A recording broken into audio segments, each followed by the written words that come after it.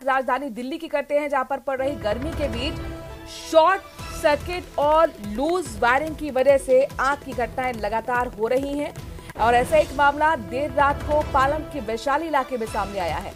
यहां की 4 मंजिला बिल्डिंग में आग लग गई। मौके पर अलग अलग फायर स्टेशन से आग बुझाने वाली करीब 9 गाड़ियां पहुंची।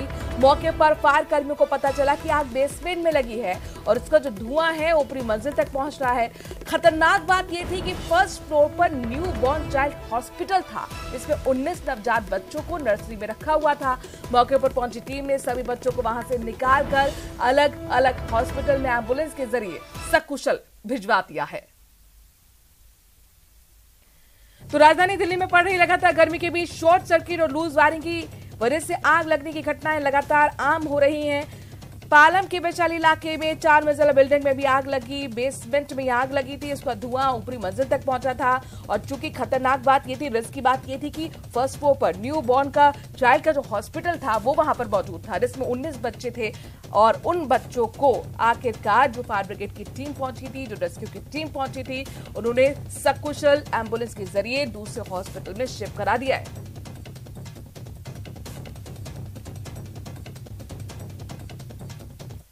और बीजेपी से जुड़ी बड़ी खबर दिल्ली से आ रही है। दरअसल बीजेपी का दफ्तर का शिलान्यास दिल्ली में हुआ है। बकायदा बीजेपी के अध्यक्ष जेपी नड्डा ने शिलान्यास किया।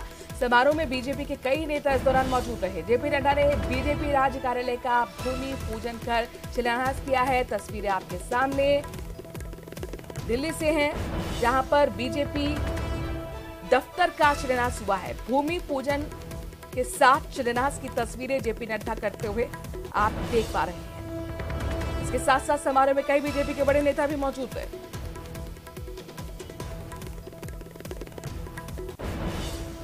एक तरफ 2024 की तैयारियां जोर शोर पे चल रही हैं और इसके साथ अब दिल्ली बीजेपी दफ्तर का शिलान्यास आज हुआ है। भूमि पूजन के साथ बाकायदा बीजेपी के अध्यक्ष जेपी नड्डा ने भूमि पूजन के साथ शिलान्यास किया। मंदसौर के खेजड़िया में आज दिव्य दरबार में बागेश्वर धाम के प्रमुख धीरेन्द्र कृष्ण शास्त्री ने कहा है कि वो सनातन धर्म पर किताब लिखेंगे। धीरेन्द्र कृष्ण शास्त्री ने कहा कि द केरला स्टोरी फिल्म में पूछा गया था कि सनातन धर्म क्या है, बच्चों को पता नहीं है और उसी को लेकर मैं सनातन धर्म पर छोटी किताब लिख रहा हूं। उसे भारत के सभी स्कूलों में भेजा जाएगा। जाएंगे बेंगलुरु में हमारी कथा है 13 और 14 की। वहां फिर 2-3 दिन हम पुस्तक लिखने के लिए जाएंगे एक जगह। हम एक पुस्तक लिख रहे हैं। हाँ, बता दें आप लोगों को, एक किताब लिख रहे हैं जो द केरला फिल्म में पूछा गया था कि सनातन धर्म क्या है और बच्चों को पता नहीं है सनातन धर्म के बारे में। तो हम एक छोटी सी पुस्तक लिख रहे हैं कि सनातन धर्म क्या है, और भारत के प्रत्येक स्कूलों में उस पुस्तक को पहुंचवाया जाएगा। उसके लिए हमने तैयारी शुरू कर दी है और उसके लिए हम समाज के लोगों से 5 दिन की छुट्टी भी लेंगे और अकेले में एकांत में जाकर के और उस पुस्तक का लेखन करवाएंगे। तो सब लोग मन में राम नाम जपो, अपने मस्तक पर तिलक लगाओ और मंदसौर के पागलो तुम भी घर घर भगवान लगवाओ। हिंदुओं से हमारी 3 ही अपीलें हैं। पूछो क्या क्या? माथे पर टीका, घर के बाहर झंडा और मुख में जय श्री राम। भगवान, किसी को भगवान में पत्थर दिखाई पड़ते, हमें पत्थर में भगवान दिखाई पड़ता है। भारत का कंकड़ कंकड़ शंकर है और जो हमारी मूर्तियों को, हमारे माता पिता को, हमारे माताओं के माथे के सिंदूर को जो भी खंड विखंड करेगा, अब वो समाज में स्वीकार नहीं होगा। हम किसी संत के विरोधी नहीं है, क्षमा करना, हमारा सब संतों के प्रति आदर है। हम किसी भी संत के विरोधी नहीं है। हम सब संतों को मानते हैं, चाहे वो कोई भी संत हो भारत का, जिनका नाम परिचय में आया, चाहे वो भी हो, हमारे सबके प्रति श्रद्धा है। लेकिन हम अपने भगवानों का अपराध, भगवानों की अवहेलना नहीं सह सकते। चाहे उसका परिणाम जो हो, चाहे जैसा भी हो, बाद में भले ही उनके जितने अनुयायी हैं वो अगर आप सोचो कि तुम गाली दो या ये करो या वो, नहीं, ये मूर्खता है।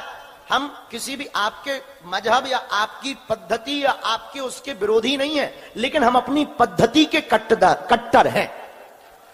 आप जो कर रहे, आप जो करवा रहे, आप जो अपने शिष्यों को आज्ञा दे रहे, वो आपके पुण्य, आपकी पढ़ाई, आपकी विद्या है। लेकिन ये हमारी पढ़ाई है कि घर के मंदिर में बैठे भगवान भगवान हैं।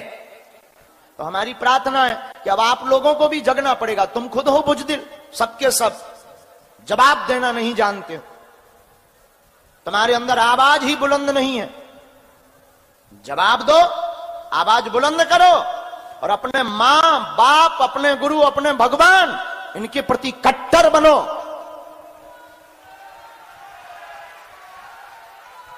वरना आज भगवान को फिकवाया जा रहा, कल तुम्हारे मां बाप को फिकवा देंगे, परसों तुमको फेंक देंगे।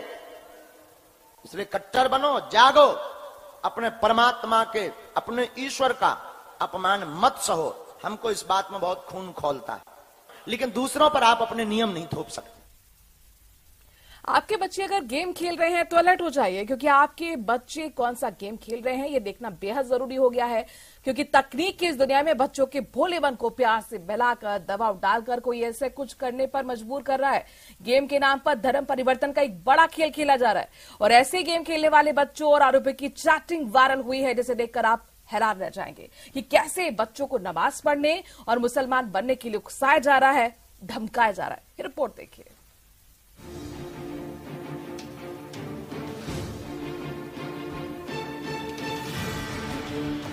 गेमिंग ऐप से धर्मांतरण मामले में बड़ा खुलासा।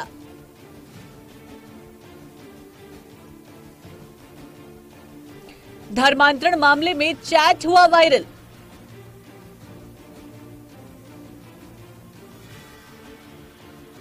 नमाज पढ़ने के लिए बनाता था दबाव।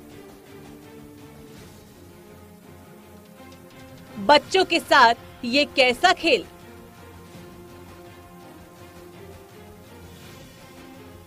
जिहादियों का मिशन फेल।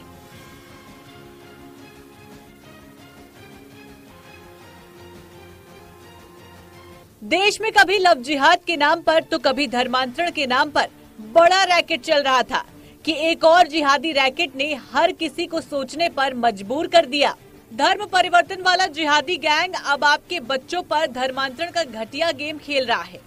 जो बच्चे मोबाइल फोन में गेम खेलते हैं उनके सामने धर्म बदलने को मजबूर कर देने वाला गेम दिया जा रहा है।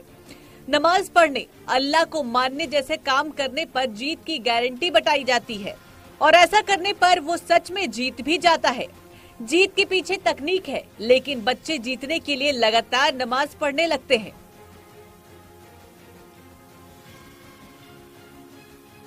इस मामले में अब एक्शन शुरू हो चुका है। आरोपी पकड़े जा रहे हैं। जांच का दायरा बढ़ता ही जा रहा है। गाजियाबाद में गेमिंग ऐप के जरिए धर्मांतरण मामले में अब नई जानकारी सामने आ रही है। आरोपी और कुछ पीड़ितों के बीच हुई चैटिंग अब वायरल हो रही है। इस चैट में जो अब बात सामने आ रही है उससे हर कोई हैरान है। ऐप यूजर्स को जबरन धर्म बदलने के लिए मजबूर किया जाता था। गाजियाबाद से अब्दुल रहमान गिरफ्तार हो चुका है और मुंबई से शहनवाज उर्फ बद्दू फरार है, जिसकी तलाश में पुलिस जुटी हुई है। आरोपी और पीड़ित परिवार के बीच हुए व्हाट्सएप चैट ने जिहादियों की मंशा को सबके सामने ला दिया है। अब्दुल रहमान चैटिंग ग्रुप में बच्चों से धर्म परिवर्तन के लिए कहता था, भड़काऊ वीडियो भेजकर उकसाता था, अल्लाह को याद करने को कहता था, अल्लाह को याद करने के नाम पर डराया धमकाया जाता था। ऐसा नहीं करने पर गुनाह बताता था। एक दिन हिसाब किताब होगा ऐसा कहकर धमकाया जाता था। इतना ही नहीं, चैट में आरोपी की बात मान लेने और आपत्तिजनक वीडियो देखने पर जन्नत मिलने का सपना दिखाया जाता था। आरोपी पीड़ित बच्चों से पूछता था कि आयत की कितने सूरह याद किए, याद क्यों नहीं किया, बहाना नहीं चलेगा। आरोपी कहता है कि नमाज मिस नहीं करनी है, नमाज छोड़ना मतलब तुम नॉन मुस्लिम हो, गंदे लोग हो, जब तक टाइम पर नमाज पढ़ रहे तभी तक तुम मुस्लिम हो। नाबालिग बच्चों को धर्म परिवर्तन कराने के लिए गेमिंग ऐप के जरिए गहरी और सोची समझी साजिश रची जा रही थी, लेकिन अब इसका खुलासा हो चुका है। देश की जांच एजेंसी धर्मांतरण के इस जिहादी नेटवर्क को ध्वस्त करने में जुट गई है। और अब बात पेपर लीक की इसके करते हैं। ईडी का एक्शन लगातार पेपर लीक केस में तेज होता हुआ नजर आ रहा है। ईडी ने अब तक 24 से ज्यादा नोटिस जारी कर दिए हैं, जिसमें आरपीएससी चेयरमैन, सदस्य और नकल गिरोह से जुड़े लोग हैं। इन्हें नोटिस जारी किया गया है और जारी नोटिस करते हुए पूछताछ के लिए बुलाया गया है। जब्त दस्तावेज और शिकायत पत्रों के साक्ष्यों के आधार पर इन सभी से पूछताछ होगी। आरपीएससी चेयरमैन और सदस्य और नकल गिरोह से जुड़े लोगों को नोटिस जारी किया गया है। सभी को पूछताछ के लिए दिल्ली आने के लिए कहा गया है, यानी दिल्ली मुख्यालय में, ईडी मुख्यालय में पूछताछ होगी। ईडी दफ्तर में पूछताछ के लिए बुलाया गया है। बड़ी खबर अपने दर्शकों को दे दें कि आरपीएससी के चेयरमैन संजय टोटिया और अन्य जिम्मेदार जो पदाधिकारी हैं उनसे ईडी पूछताछ कर सकती है। 11 बजे का वक्त दिया गया था, ईडी मुख्यालय यानी दिल्ली में बुलाया गया था और अब ये माना जा रहा है कि बड़ा शिकंजा इस मामले में सामने आएगा और बड़े जो गिरोह से जुड़े हुए लोग हैं वो ईडी की रडार पर आ गए हैं। सुरेश ढाका की गिरफ्तारी के प्रयास तेज करते हुए ईडी अब यहां पर पेपर लीक का mastermind Suresh Dhaka paper leak प्रकरण के बाद से फरार है। सुरेश ढाका, शेर सिंह मीणा, भजन लाल बिश्नोई और इसके करीबी से पूछताछ होगी। जो आरपीएससी का सदस्य बाबूलाल कटारा है जो गिरफ्तार हो चुका है, उसके करीबियों से पूछताछ होगी। आरोपियों के करीबियों की अब मुश्किलें बढ़ सकती हैं और देखिए पहले से ही यहां पर ईडी मानकर ये चल रही थी कि सिर्फ बाबूलाल कटारा का ही काम नहीं हो सकता है, यानी कि बड़ी मछलियां अब सामने आ सकती हैं। तो पेपर लीक मामले में अब तक 14 मार्च को केस एसओजी को ट्रांसफर किया गया था। एसओजी ने बेंगलुरु एयरपोर्ट से भूपेन्द्र सारण को गिरफ्तार किया था। आरपीएससी सदस्य बाबूलाल कटारा और ड्राइवर अजमेर से गिरफ्तार हुआ। शेर सिंह मीणा और अनिल ओडिशा से गिरफ्तार हुआ। बाबूलाल कटारा का भांजा विजय कटारा जो था वो डूंगरपुर से गिरफ्तार हुआ। शेर सिंह ने बाबूलाल कटारा से 7 लाख रुपए में पेपर खरीदने की बात कबूली है। एसओजी ने 56 लाख रुपए बरामद भी किए। उदयपुर के बेखरिया थाने से एसओजी को ट्रांसफर किया गया था यह केस। एसओजी इस मामले की छानबीन कर रही है। ईडी की भी इसमें एंट्री हो चुकी है, चूंकि मनी लॉन्ड्रिंग का एंगल सामने आया है और अब ईडी ने जिस तरह से शिकंजा कसा है उससे माना यह जा रहा है कि बड़ी मछलियां फंस सकती हैं। आरपीएससी के चेयरमैन तक ये जांच पहुंच चुकी है। नोटिस जारी किया गया है।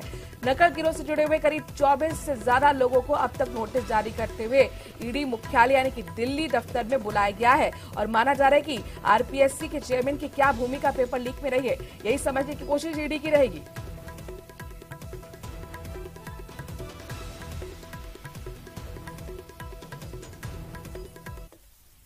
शंकर आनंद हमारे संवाददाता दिल्ली से और अजमेर से हमारे साथ मनवीर हमारे संवाददाता जुड़ गए हैं। शंकर का सबसे पहले रुख करते हैं। शंकर, चूंकि आप ही बता रहे थे कि 11 बजे का वक्त दिया गया है, ये बताइए कि अलग अलग चरणों में पूछताछ होगी या सभी को एक साथ बुलाया गया है? कौन कौन वहां पर पहुंच चुका है अब तक पूछताछ में?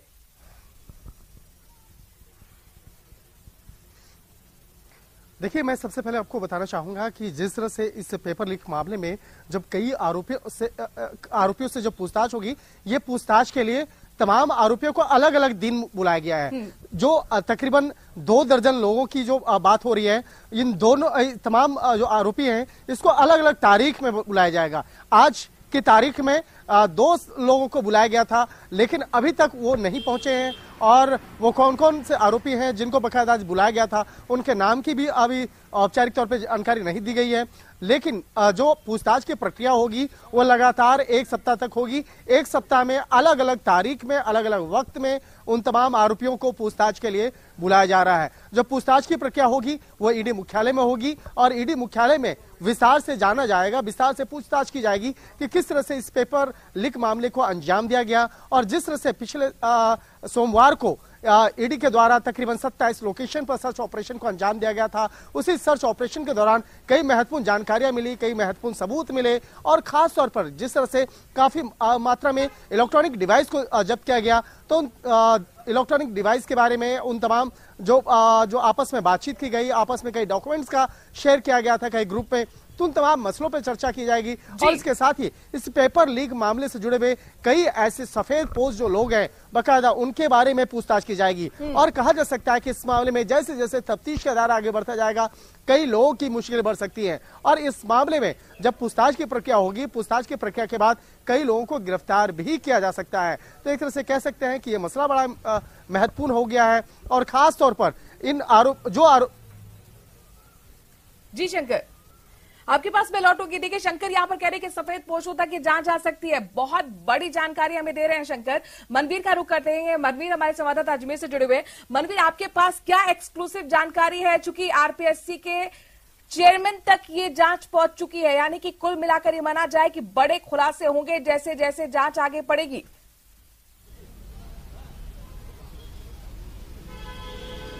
देखिए, वरिष्ठ अध्यापक भर्ती पेपर लीक जो पूरा मामला है, एक तरीके से हम ये कह सकते हैं कि कुछ नए कीर्तिमान बनाता हुआ नजर आ रहा है।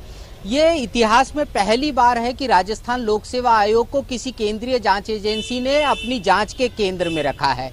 ये भी पहली बार हुआ है कि आरपीएससी मेंबर जैसे संवैधानिक पद पर बैठे हुए किसी व्यक्ति की गिरफ्तारी राजस्थान पुलिस के द्वारा की गई। अब जिस तरीके से ये नोटिस दिए गए हैं, उसके बाद से जो जानकारी आरपीएससी से निकल कर के सामने आ रही है कि आरपीएससी के जो चेयरमैन है संजय श्रोत्रिय, फिलहाल वो जो अपने विधि विशेषज्ञ हैं उनके साथ में सलाह मशवरा कर रहे हैं।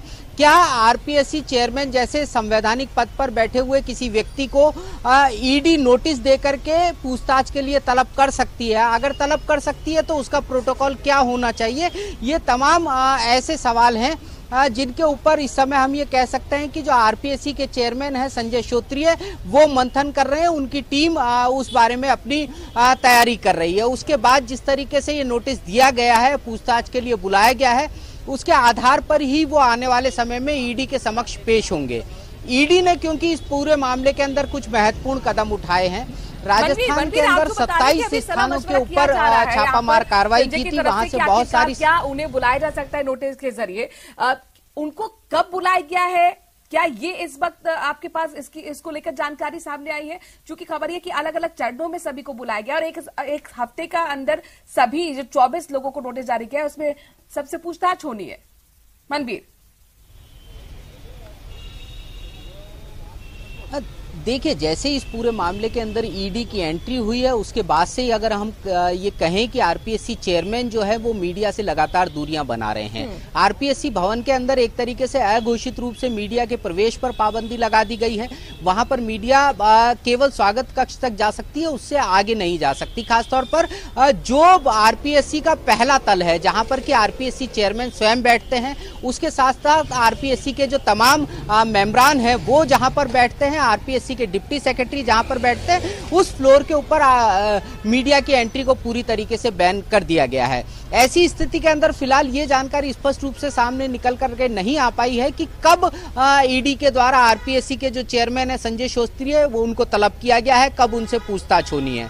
लेकिन इतना जरूर है कि अब ये पूरी तरीके से साबित हो चुका है कि जिस तरीके से सबसे पहले 8 तारीख को ईडी ने एक जो नोटिस है वो आरपीएससी के तत्कालीन सचिव हरजीलाल अटल को दिया था, और उसके साथ साथ ही वो नोटिस जो आरपीएससी के चेयरमैन है संजय श्रोत्रिय, उनको भी दिया गया था। इस नोटिस का जवाब इसमें जो पहली बार है कि आरपीएससी के किसी बड़े अधिकारी को तलब किया गया है पूछताछ के लिए, और इसीलिए पूछताछ बहुत अहम हो जाती है। और माना जा रहा है कि अब ईडी का जो शिकंजा जिस तरह से कस रहा है, जिस तरह से जांच आगे बढ़ेगी, और भी बहुत बड़े खुलासे हो सकते हैं और इसकी जांच जो है वो सफेद पोशों तक जा सकती है। हमारे संवाददाता शंकर आनंद भी लगातार दिल्ली से जुड़े हुए हैं ईडी दफ्तर के बाद। शंकर, ये बताइए किस तरह की वहां पर हलचल देखने को मिल रही है? आप बता रहे कि 2 सदस्यों को आज तलब किया गया है, हालांकि उनके नामों का खुलासा नहीं है, लेकिन क्या ये अब जांच सिर्फ आरपीएससी के सीनियर टीचर्स भर्ती पेपर लीक जिसके जांच एसओजी कर रही है वहां तक रहेगी, या दूसरे पेपर तक ये जांच अब आ सकती है? क्योंकि जब साक्ष्य यहां पर खंगाले गए थे, जब रेड ईडी की तरफ से डाली गई थी, तो माना यह जा रहा था कि आरपीएससी की तरफ से जो भी एग्जाम कंडक्ट करे गए उन सभी की जांच होगी। शंकर, निश्चित तौर पे देखिए, अभी शुरुआती तौर पर जो जिस तरह से ईडी की तफ्तीश चल रही है, उस मामले में जो अभी करंट जो मामला था वो उस पेपर लीक से जुड़ा मामला है, और निश्चित तौर पे जब इस मामले पर आगे की तफ्तीश का दायरा बढ़ाया जाएगा तो निश्चित तौर पे दूसरे जो पेपर लीक का मामला है हो सकता है वो भी मामला दर्ज किया जा सकता है, लेकिन उसके लिए अलग से एफआईआर करना होगा, एक अलग से वो जो एक मामला को उस मामले को टेक ओवर करना होगा। फिलहाल जो इस मामले की अगर बात करें, जो अभी ताजा जो मामला था, जो पिछले साल 2022 में जो परीक्षा आयोजित की गई थी, और लेकिन परीक्षा आयोजित करने से पहले ही जिस तरह से प्रश्न पत्र लीक हुआ था, तो इस मामले में कई लोगों की जो भूमिका निकल के आई थी, और इस मामले को लेकर जिस तरह से डूंगरपुर इसे जो स्थानीय थाना है बाकायदा वहां पे मामला रजिस्टर किया गया, तो उसी एफआईआर को ईडी के द्वारा टेक ओवर किया गया। अब मैं सबसे पहले अपने दर्शकों को बताना चाहता हूं कि ईडी किस तरह से काम करती है। इस केस को राजस्थान में जिस तरह से बकायदा साने थाने में केस रजिस्टर्ड किया गया था, तो उसी केस को एज इट इज उस केस को टेक ओवर किया गया। यानी उस केस को टेक ओवर करने के बाद उसमें एक नया सेक्शन जोड़ा जाता है जो पीएमएलए सेक्शन कहलाता है। पीएमएलए के तहत यानी मनी लॉन्ड्रिंग एक्ट के तहत उस केस को जोड़ा जाता है। तो ईडी कोई नया केस रजिस्टर्ड नहीं करती है, बल्कि अगर कहीं पे कोई केस रजिस्टर्ड होता है तो उस केस में अगर मनी लॉन्ड्रिंग की संभावना अगर दिखती है तब उस केस को टेक ओवर किया जाता है और उसके बाद आगे तफ्तीश की जाती है। तो इस मामले में कई लोग जो हैं जिसकी भूमिका इस मामले में साफ तौर पर निकल के सामने आ चुकी है। राजस्थान के स्थानीय पुलिस के द्वारा इस मामले में तमाम जो तफ्तीश की जो रिपोर्ट है उसको भी ईडी के द्वारा आगे जांचा जा रहा है। आरपीएससी का पेपर लीक जो सीनियर टीचर भर्ती से जुड़ा हुआ था वहीं तक जांच सीमित रहेगी। हो सकता है आने वाले समय में दूसरे पेपर तक पहुंचे। यहाँ पर आपसे मनवीर ये जानना चाहेंगे, जो 24 लोगों को नोटिस जारी किया गया है, क्या ये वही लोग हैं जिनसे एसओजी की टीम पहले पूछताछ कर चुकी है या ये दूसरे लोग हैं? कौन कौन से लोग हैं, इसमें कौन कौन से बड़े नाम है, जरा ये भी बताएं।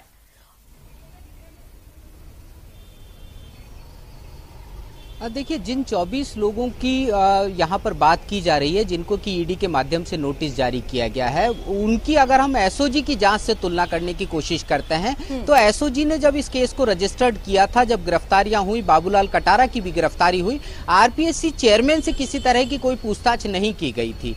तत्कालीन जो आरपीएससी के सेक्रेटरी थे हरजीलाल अटल, उनसे किसी तरह की पूछताछ नहीं की गई थी। लेकिन जब ईडी ने राजस्थान में छापेमारी की है और लगभग जैसा कि बताया जा रहा है कि 200 करोड़ रुपए से अधिक के वित्तीय लेन देन के सबूत ईडी को राजस्थान से मिले हैं, तो कई बड़े नाम और कई बड़े चेहरे जांच के अंदर अब शामिल हुए हैं। कुछ राजनेताओं के नाम भी इसके अंदर शामिल बताए जा रहे हैं। उसके साथ साथ सुरेश ढाका जो कि फरार चल रहा है पेपर लीक मामले में, सुरेश विश्नोई जो कि फरार चल रहा है पेपर लीक मामले में, उनके भी नाम इसके अंदर शामिल किए गए हैं। और कई बड़े ऐसे यूं कहा जा सकता है कि वित्तीय लेन देन करने वाले लोगों के नाम इसमें शामिल है, क्योंकि 200 करोड़ रुपए बहुत एक बड़ी रकम है। जिसमें कौन कौन लोग शामिल हैं, इस बात का खुलासे के लिए हमको ईडी का इंतजार करना होगा कुछ समय के लिए। लेकिन जब ये नाम सार्वजनिक किए जाएंगे तो कई सफेद पोश चेहरे ये माना जा रहा है, क्योंकि भारतीय जनता पार्टी इस पूरे मामले के अंदर जिस तरीके से आक्रामक रूप पहले दिन से अपना रही थी, वो लगातार कह रही थी कि ये एक बहुत बड़ा मामला है जिसके अंदर केंद्रीय जांच एजेंसियों की एंट्री होनी चाहिए, उसके माध्यम से जांच की जानी चाहिए, क्योंकि एसओजी का दायरा सीमित है। एसओजी कहीं ना कहीं राजनीतिक दबाव में आती है और खासतौर पर सत्ताधारी राजनीतिक दल के दबाव में एसओजी रहती है। ऐसी स्थिति में अगर इस पूरे मामले की जांच केंद्रीय जांच एजेंसियों के माध्यम से होगी तो दूध का दूध पानी का पानी हो जाएगा। तो सियासी बवाल भी यहाँ पर लेके हमने मनवीर देखा है। सुरेश ढाका की गिरफ्तारी की तेज होगी प्रयास, जाहिर तौर पर ईडी की कोशिश रहेगी, इसके साथ सुरेश विश्नोई तक जाने की भी कोशिश रहेगी, लेकिन सफेद पोशों तक ये जांच पहुंचेगी और उस पर जाहिर तौर पर जिस तरह से चुनाव भी नजदीक आ रहे हैं तो एक बड़ा ये मामला बनता हुआ भी इस वक्त नजर आ रहा है। मनवीर, हमें ये बताइए, जो 24 लोगों को नोटिस जारी किया गया है, जाहिर तौर पर अलग अलग चरणों में इन सभी से पूछताछ होनी है। आपने जो हमें एक अहम जानकारी दी कि अभी जो आरपीएससी के चेयरमैन है वो कानूनी सलाह ले रहे हैं कि क्या उन्हें नोटिस ईडी जारी कर सकती है। ऐसे में आप आगे की तस्वीर क्या देख पा रहे? क्या ये मामला कोर्ट भी जा सकता है? और आखिरकार अगर उनको तलब किया जा रहा है, अगर वो पहुंचते हैं तो कौन से वो सवाल है जिनकी जानने की कोशिश ईडी की करेगी? क्योंकि आरपीएससी का एक चेयरमैन, जाहिर तौर पर सवाल यही उठता है कि अगर आप ही का एक सदस्य पेपर बना रहा था, पेपर लीक हो रहा है, तो क्या आपको उसकी भूमिका संदिग्ध नहीं लगी तो क्या आपने तरफ से कोई कदम नहीं उठाया, कि आपने एफआईआर दर्ज नहीं की? तमाम सवाल होंगे।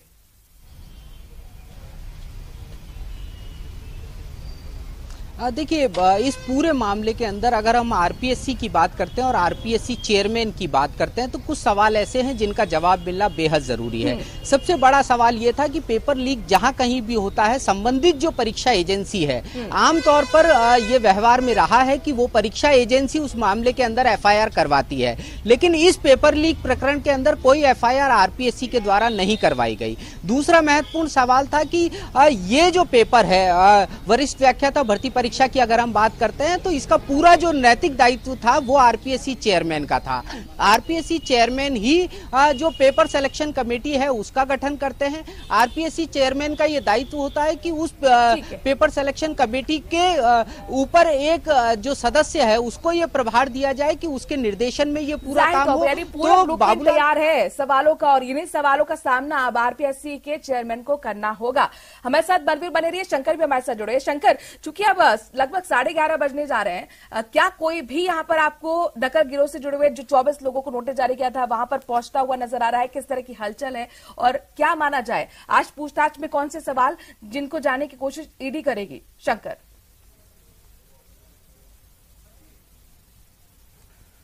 देखिए तकरीबन 11:22 हो चुके हैं और अभी तक राजस्थान से जुड़े हुए जो आरोपी हैं जिसका वास्ता आरपीएससी परीक्षा पेपर लीक मामले से है, अभी तक कोई शख्स यहाँ पे नहीं पहुंचा है। हालांकि कई बार देखने को मिलता है कि कई आरोपी जो जिसे नोटिस भेजा जाता है, सम्मन भेजा जाता है पूछताछ का, तो वो पहली नोटिस को दरकिनार करते हैं या नजरअंदाज करते हैं या उस मामले पर कोई न कोई चाहे बीमारी का बहाना बनाते हैं और नहीं आते हैं, क्योंकि उनको ऐसा लगता है कि इस मामले में लीगल जो एक मदद जो है वो लेनी होती है, तो अभी तक नहीं पहुंचे। लेकिन आपको एक और महत्वपूर्ण जानकारी है कि ये लोग आएंगे भी या नहीं, नजर बनाए रखेगा शंकर। आपके पास हम दोबारा रुक करेंगे, अपडेट लेते रहेंगे। शुक्रिया तमाम जानकारी हम तक पहुंचाने के लिए। मनवीर, आपका भी बहुत बहुत शुक्रिया। इस बड़ी खबर पर हर एक तस्वीर आप तक न्यूज़ 18 राजस्थान पहुंचाएगा, हर एक खबर आप तक पहुंचाएगा। एक छोटे से ब्रेक के लिए